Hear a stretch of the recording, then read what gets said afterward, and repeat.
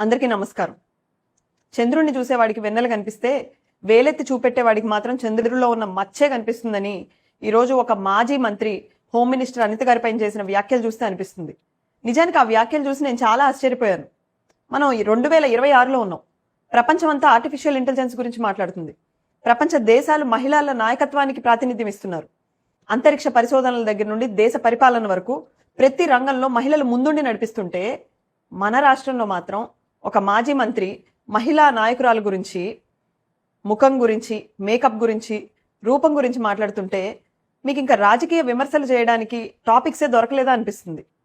మీరు అభివృద్ధి గురించి మాట్లాడలేక, పరిపాలన గురించి ప్రశ్నించలేక, ఆఖరికి ఒక మహిళ ఎలా కనిపిస్తుంది, ఎంత మేకప్ వేసుకుంది అన్న దాని గురించి మాట్లాడుతుంటే రాజకీయాలు మరీ ఇంత దిగజారాయా అనిపిస్తుంది. అమర్నాథ్ గారు, మీరు మేకప్ గురించి మాట్లాడినా మేం మాత్రం అనిత గారు చేసిన అభివృద్ధి గురించే మాట్లాడతాం.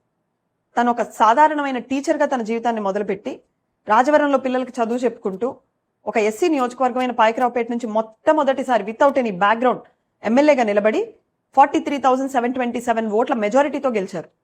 అది కేవలం ఓట్ల మెజారిటీ కాదు, ప్రజలు తన పైన పెట్టుకున్న నమ్మకం. ఆ తర్వాత ఓడినా ఒక రాష్ట్ర మహిళా వింగ్ అధ్యక్షురాలిగా మహిళలందరి తరపున తన గళం వినిపిస్తూ, ఒక పాలిట్ బ్యూరో సభ్యురాలిగా ప్రజల గొంతుకై నిలబడుతూ, ఒక సాధారణ టీచర్ స్థాయి నుండి ఈరోజు ఒక రాష్ట్రానికి హోమ్ మినిస్టర్ అయ్యే స్థాయి వరకు ఆ జర్నీని మీరు మేకప్తో కప్పలేరు.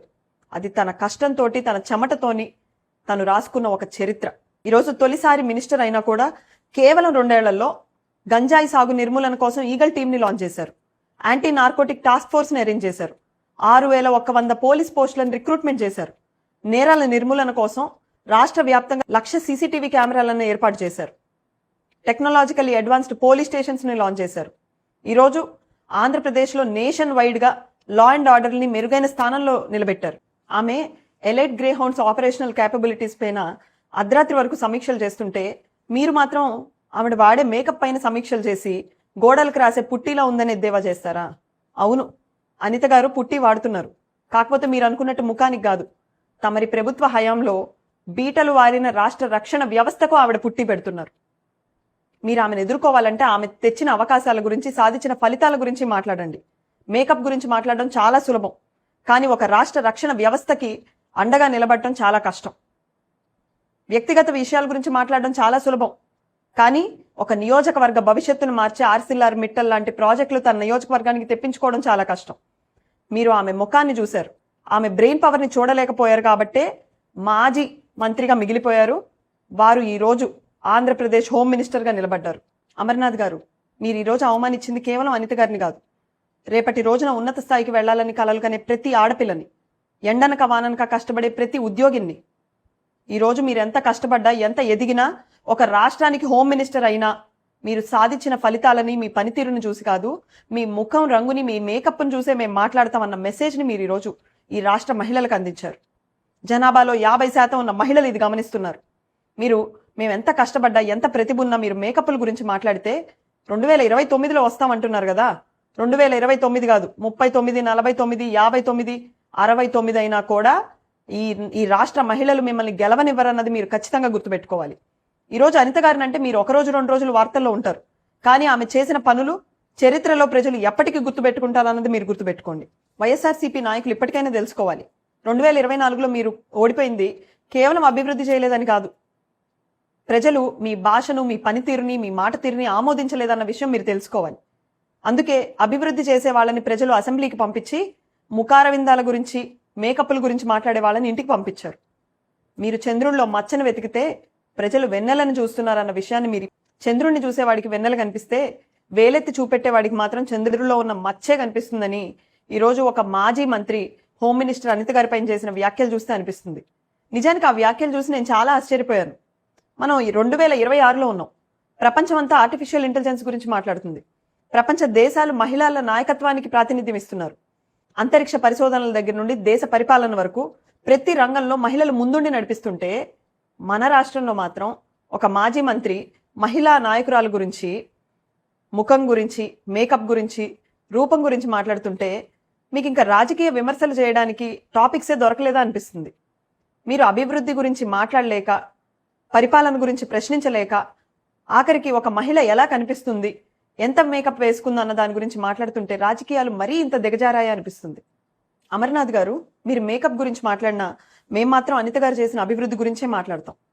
తను ఒక సాధారణమైన టీచర్గా తన జీవితాన్ని మొదలుపెట్టి రాజవరంలో పిల్లలకి చదువు చెప్పుకుంటూ ఒక ఎస్సీ నియోజకవర్గమైన పాయకరావుపేట నుంచి మొట్టమొదటిసారి వితౌట్ ఎనీ బ్యాక్గ్రౌండ్ ఎమ్మెల్యేగా నిలబడి 43,727 ఓట్ల మెజారిటీతో గెలిచారు.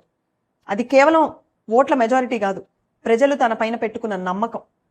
ఆ తర్వాత ఓడినా ఒక రాష్ట్ర మహిళా వింగ్ అధ్యక్షురాలిగా మహిళలందరి తరపున తన గళం వినిపిస్తూ, ఒక పాలిట్ బ్యూరో సభ్యురాలిగా ప్రజల గొంతుకై నిలబడుతూ, ఒక సాధారణ టీచర్ స్థాయి నుండి ఈరోజు ఒక రాష్ట్రానికి హోమ్ మినిస్టర్ అయ్యే స్థాయి వరకు ఆ జర్నీని మీరు మేకప్తో కప్పలేరు. అది తన కష్టంతో, తన చెమటతోని తను రాసుకున్న ఒక చరిత్ర. ఈరోజు తొలిసారి మినిస్టర్ అయినా కూడా కేవలం 2 ఏళ్లలో గంజాయి సాగు నిర్మూలన కోసం ఈగల్ టీంని లాంచ్ చేశారు. యాంటీ నార్కోటిక్ టాస్క్ ఫోర్స్ని అరేంజ్ చేశారు. 6,100 పోలీస్ పోస్టులను రిక్రూట్మెంట్ చేశారు. నేరాల నిర్మూలన కోసం రాష్ట్ర వ్యాప్తంగా 1,00,000 సీసీటీవీ కెమెరాలను ఏర్పాటు చేశారు. టెక్నాలజికల్లీ అడ్వాన్స్డ్ పోలీస్ స్టేషన్స్ని లాంచ్ చేశారు. ఈరోజు ఆంధ్రప్రదేశ్లో నేషన్ వైడ్గా లా అండ్ ఆర్డర్ని మెరుగైన స్థానంలో నిలబెట్టారు. ఆమె elite grey hounds operational capabilities పైన అర్ధరాత్రి వరకు సమీక్షలు చేస్తుంటే మీరు మాత్రం ఆవిడ వాడే మేకప్ పైన సమీక్షలు చేసి గోడలకు రాసే పుట్టిలా ఉందని ఎద్దేవా చేస్తారా? అవును, అనిత గారు పుట్టి వాడుతున్నారు. కాకపోతే మీరు అనుకున్నట్టు ముఖానికి కాదు. తమరి ప్రభుత్వ హయాంలో బీటలు వారిన రాష్ట్ర రక్షణ వ్యవస్థకు ఆవిడ పుట్టి పెడుతున్నారు. మీరు ఆమెను ఎదుర్కోవాలంటే ఆమె తెచ్చిన అవకాశాల గురించి, సాధించిన ఫలితాల గురించి మాట్లాడండి.